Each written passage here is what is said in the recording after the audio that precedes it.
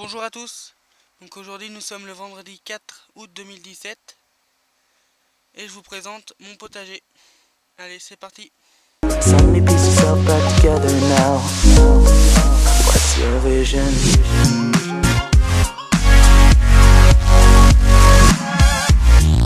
Donc on commence par les tomates. Bon bah malheureusement j'ai le mildiou. Voilà. Donc quand on est parti là, apparemment il a beaucoup plu. Quand on est parti en vacances là, il a fait que pleuvoir apparemment. Donc le mildiou là s'est installé. Mais bon, j'ai traité au bicarbonate. Là j'ai mis la dose de bicarbonate. J'ai mis du 50 grammes pour 5 litres d'eau. Et donc là ça l'a bien calmé, parce qu'on entend là les feuilles sont craquantes.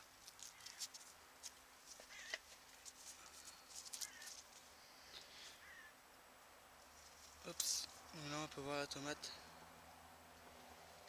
atteinte par le mildiou. Donc à part ça, j'ai plein de tomates rouges.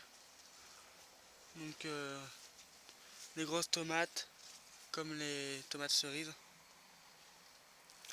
Là j'ai la dernière récolte, on était proche des 3 kilos. Une passoire entière de tomates cerises.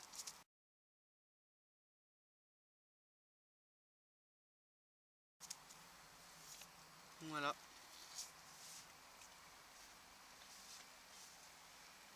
Des cœurs de bœuf.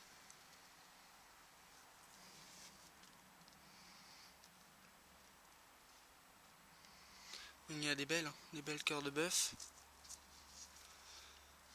Donc apparemment retour du soleil dimanche. Donc là c'est bien. Ça va bien calmer le mildiou. En plus des pulvérisations. Parce que là il y a des nuages quand même, mais il y a toujours un peu d'humidité dans l'air. Donc les feuilles pourraient encore être plus craquantes que ça. Voilà. Bon bah voilà. Mais bon, je suis confiant. Hein. Je vais pouvoir m'en sortir, je pense, parce que vous voyez là, les plants de tomates arrivent à se défendre. Hein. Vous voyez là, il y a une feuille qui est atteinte du mildiou. Elle est jaune. Et hop, tac, elle part toute seule. Donc là c'est pareil.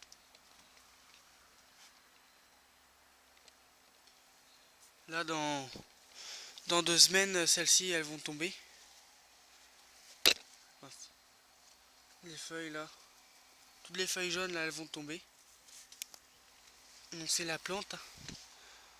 La plante elle se défend. Voilà. J'ai mangé ma première ondine cornue hier. Là il y a une belle là qui va arriver. Mais j'ai une chenille là qui se promène dans mes tomates. Donc je vais essayer d'en attraper une.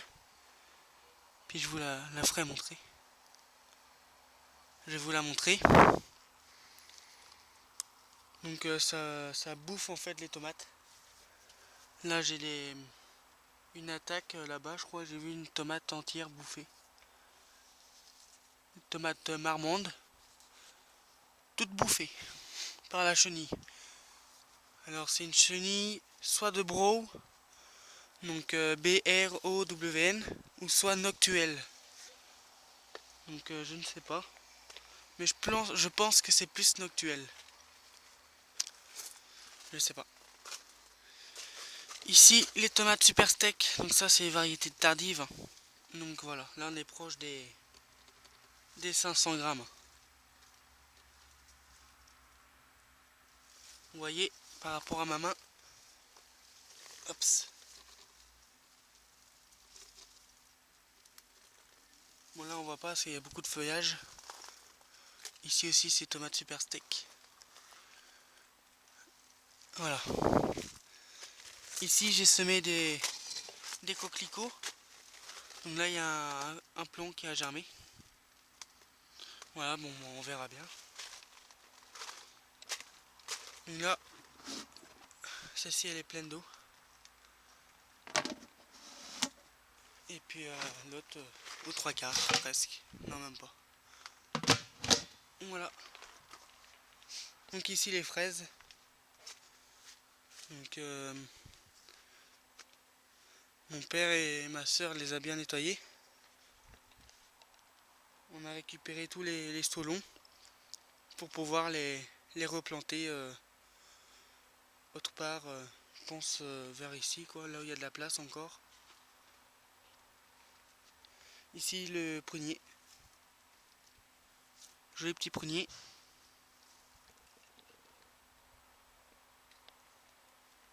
Donc il fait 1,50 m environ. Là, les tomates. Donc celle-ci, il y a du milieu aussi. Hein. Mais bon, celui-ci, j'arrive à le neutraliser. Parce que vous voyez, ici, il est blanc.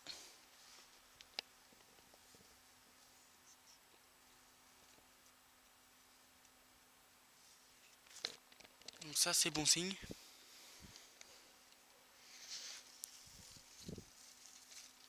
Voilà, avec la bourrache.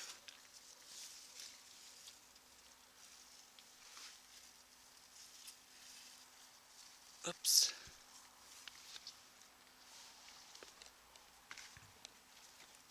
La bourrache qui tombe par terre.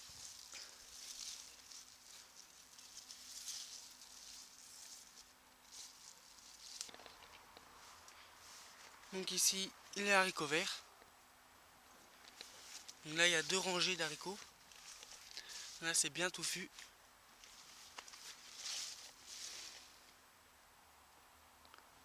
Voilà, donc sur 4 mètres, hein, il y a des haricots. Voilà. Ici, les choux de Bruxelles.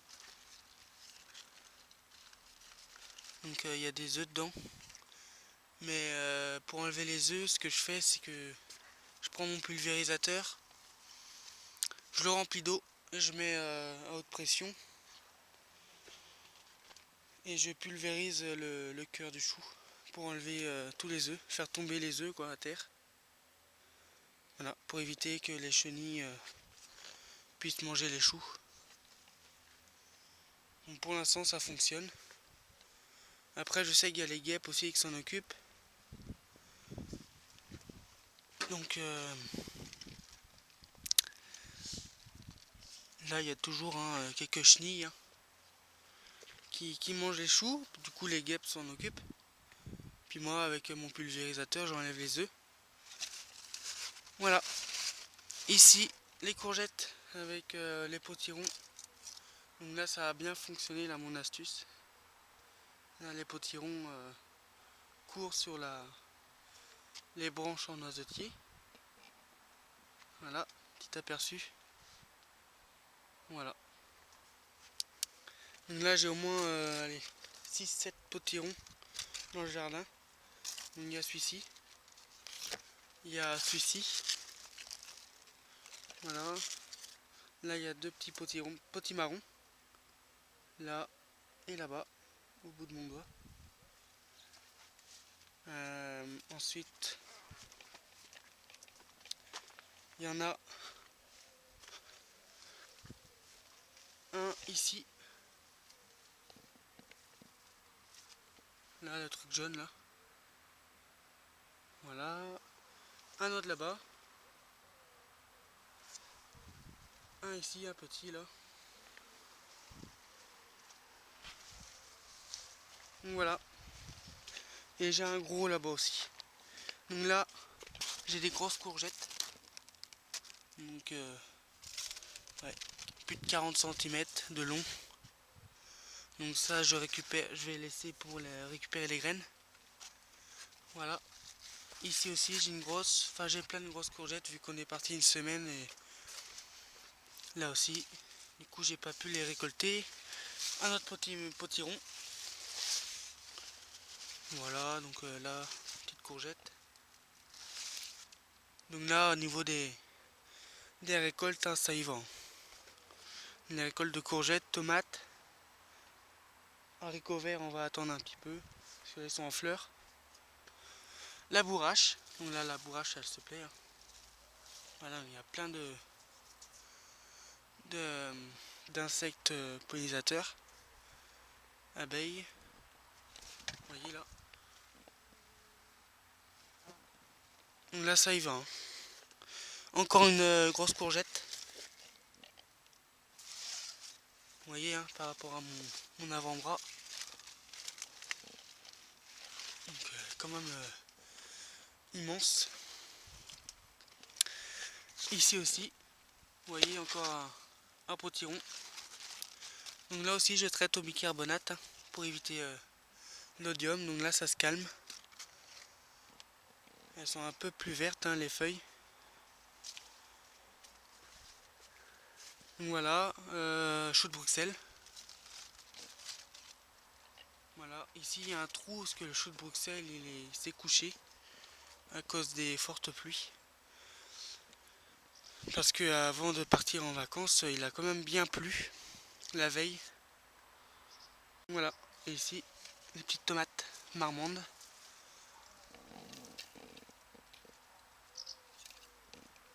Je sais pas si vous les avez bien vues. Là, bah, le potiron que je vous montrais tout à l'heure. Là je peux pas l'atteindre. Et puis là il y a une rangée d'haricots verts. Hein.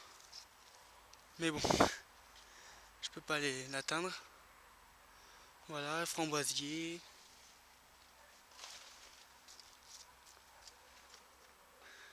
Et le potiron. Rouge d'estampe. Là il n'est pas encore mûr, hein. Il faut que le pédoncule soit marron. Mais il est joli. Hein. Il a une belle couleur. Puis là on est proche des 30 cm de diamètre. Sachant qu'il n'est pas encore mûr. Voilà, donc là le potiron qui court. Bon, même si je devrais le tailler là, bon je laisse. Je laisse, ça fait joli. Ici on a tout nettoyé. Donc on a récolté les dernières pommes de terre. Ici donc on a planté 24 salades. Mais bon elles se font manger, du coup j'ai mis les bouteilles, on verra bien. Et là je vais pas tarder à pailler, à mettre du foin. Ici on a une petite rangée d'haricots verts. Voilà, donc ils sont en fleurs. Voilà, donc faut être patient. Hein. 2 choux de Bruxelles encore. Donc ceux-là ils se font moins manger par les chenilles. C'est bizarre. Mais par contre là j'ai un petit insecte là qui vient se nicher. Ah bah c'est les pucerons. Ah c'est bizarre ça.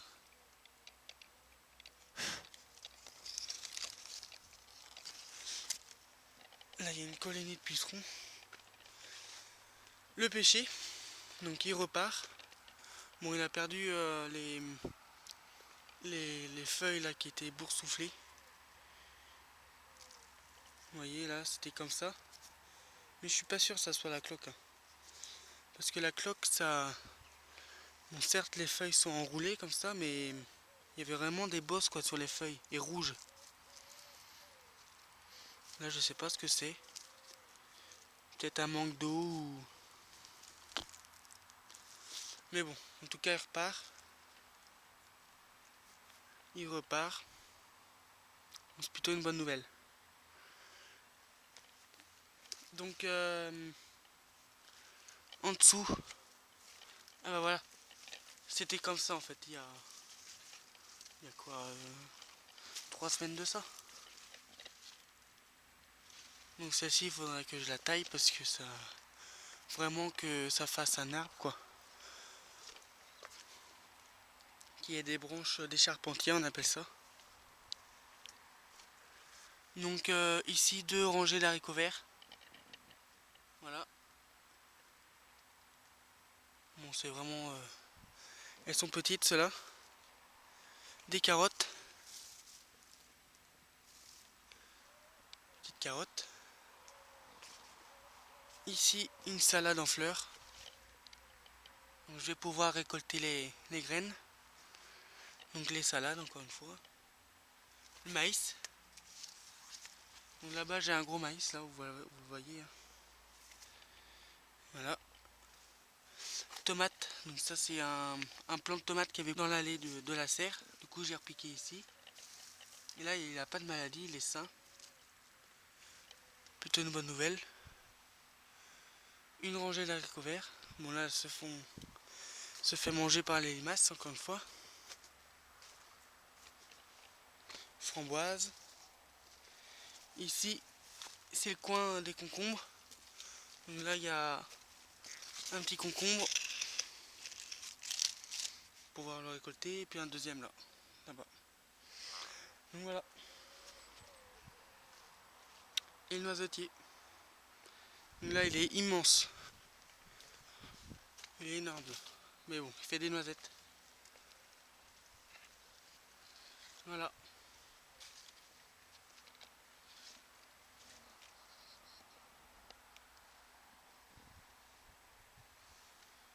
Là il doit faire 2,50 m, 3 mètres.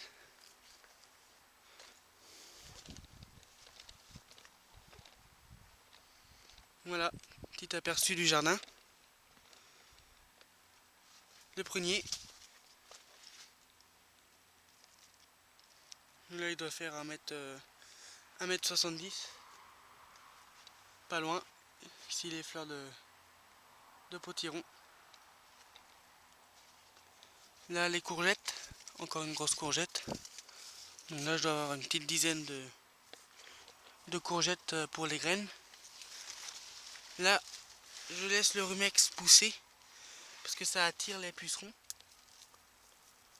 Voilà, donc les pucerons vont sur le rumex et ne vont pas sur les autres plantes. Les plantes potagères. Voilà. Bon bah voilà. Le persil. Bon bah cette année le persil c'est raté. Je me suis pris un peu tard là. Bon bah c'est comme ça. Là c'est tous les stolons. Donc on a tout ça à replanter.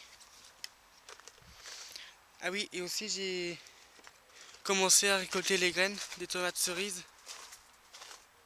Donc les grosses tomates, je vais attendre. Parce que c'est des variétés tardives, notamment les ananas. Noir de Crimée. Donc voilà, Noir de Crimée, Montfavet, enfin ça c'est l'hybride. C'est de la 64, je sais plus quoi. Landine cornue, je vais attendre un peu. Voilà. Donc je suis confiant hein, pour la maladie, le mildiou. Je pense que je vais pouvoir l'éradiquer parce qu'il prévoit beau temps. Donc voilà. Donc là c'est bourré de tomates.